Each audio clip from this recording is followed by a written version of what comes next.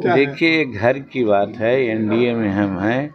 NDA में अपनी दावा को पेश करना हमारा फ़र्ज़ होता है और हम कुछ नहीं बोलते हैं। हम तो अपने घर में अपना बच्चा, जो माननीय मंत्री हैं संतोष कुमार जी, उनका वो सभी हमारे एमएलए लोगों को स्वागत कर रहे थे, स्वागत समारोह था।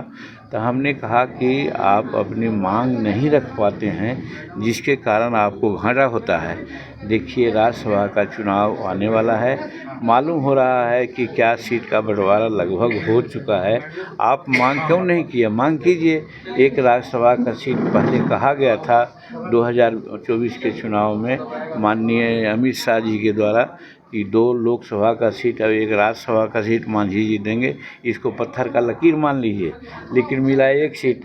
तो हम लोग तो अनुशासन वाले आदमी हैं, अनुशासित हैं, एनडीए के प्रति समर्पित हैं और ख़ासकर नरेंद्र मोदी जी के प्रति समर्पित हैं। इसलिए 1 सीट हमको मिली और उसमें हम जीत लिए और हम तो बड़ी आभारी हैं नरेंद्र भाई मोदी जी को कि 1 सीट, एक पार्लियामेंट में मेंबर वालों को एक बहुत महत्वपूर्ण विभाग का मंत्री बनाए।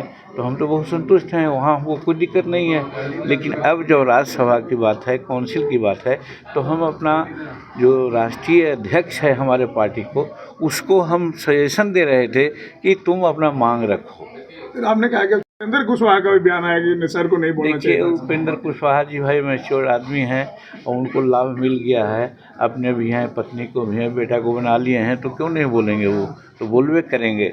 लेकिन जहाँ तक हम लोगों की बात है, हम लोगों ने ये नहीं कहा है। और एक बात आई है कि हमारा दल जो है अभी निबंधित है और निबंधित होने के चलते बहुत सा दिक्कत हमको हो रहा है। कोई भी मीटिंग इलेक्शन कमीशन का हो, ये सब हो, उसमें हमको नहीं बुलाया जाता है क्योंकि हम पार्टी हैं निर्दलीय। तो अब दूसरी बात, जब इलेक्शन होता है तो वोटर लिस्ट का बंटवारा होता है, तो वोटर लिस्ट हमको नहीं मिलता है, इसलिए कि हम हैं निर्दलीय। तो इसलिए हमको मान्यता प्राप्त पार्टी होना चाहिए, इसके लिए प्रयास करना चाहिए। ये हम अपने राष्ट्रीय अध्यक्ष को, प्रांतीय अध्यक्ष को बोल रहे थे कि कोई भी पार्टी के संरक्षक हैं, उनको लगता है कि पार्टी ज़्यादा से ज़्यादा विस्तार करे, इसलिए वो अपनी बातों को रख रहे हैं। लेकिन जहाँ तक मेरा मानना है, राष्ट्रीय अध्यक्ष होने के नाते कोई भी बातें होती है तो हम लोग बैठ के बात करते हैं और उचित फोरम पर करते हैं और जहाँ बात करनी चाहिए वहाँ करते हैं। तो हम समझते हैं कि ये सब चीज़ों को मीडिया में बोलने से परहेज करना चाहिए।